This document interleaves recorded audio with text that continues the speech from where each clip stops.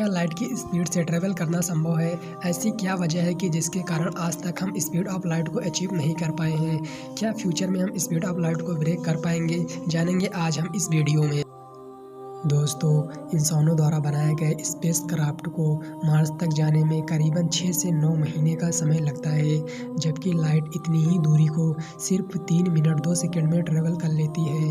पर क्या लाइट की स्पीड हम इंसानों के लिए ब्रह्मांड के सफ़र के लिए पर्याप्त है?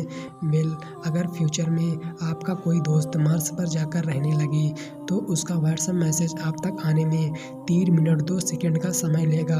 ये तो रही मंगल की बात, पर आप सोचो, अगर वही आपका दोस्त हमारे बगल वाले स्टार प्रोक्सिमा सेंटोरी पर जाकर रहने लगे तो उसी मैसेज को आप तक आने में 4 साल 3 महीने का समय लग जाएगा, और हमारे सबसे करीबी गैलेक्सी एंड्रोमेडा तक यही मैसेज को पहुंचने में लगभग 25,37,000 साल का समय लग जाएगा।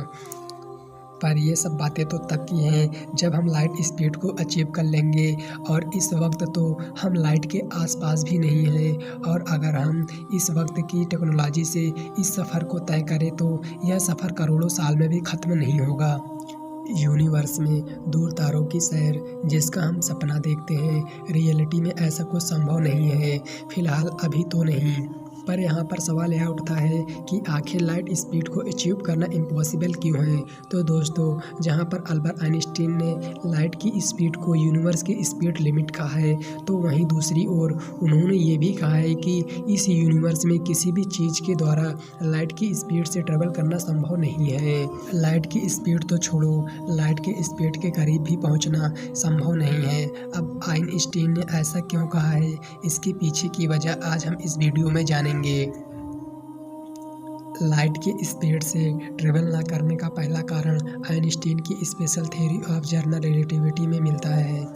आइंस्टीन के स्पेशल थ्योरी ऑफ रिलेटिविटी में रिलेटिव मास इक्वेशन के मुताबिक जैसे जैसे किसी ऑब्जेक्ट की स्पीड बढ़ती जाती है, वैसे वैसे उस ऑब्जेक्ट का मास भी बढ़ता जाता है, और जैसे ही वह रेस्ट में आता है उसका मास फिर से पहले ही जैसा हो जाता है। कहने का मतलब यह है कि जब किसी ऑब्जेक्ट की स्पीड बढ़ती है तो उसके साथ उसका रिलेटिव मास भी बढ़ता जाता है, और जैसे जैसे उसका ऑब्जेक्ट का रिलेटिव मास बढ़ता जाता है वैसे वैसे उस ऑब्जेक्ट को एक्सेलरेट करने के लिए हमें उतने ही अमाउंट में एनर्जी उस ऑब्जेक्ट को देनी पड़ती है।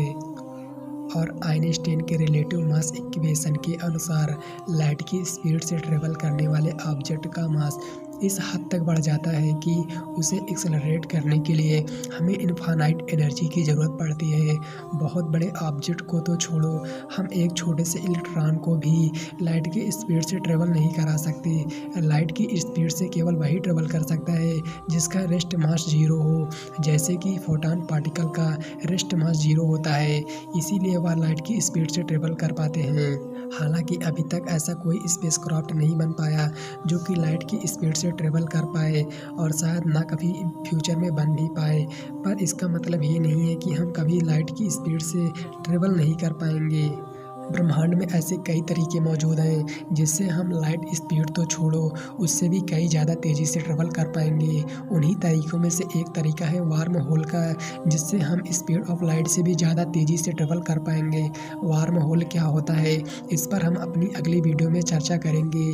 और अगर आपको यह वीडियो पसंद आई हो तो आप हमारे इस वीडियो को लाइक एंड हमारे चैनल को सब्सक्राइब कर सकते हैं, ताकि स्पेस से रिलेटेड आगे भी वीडियो आपको मिलती रहे।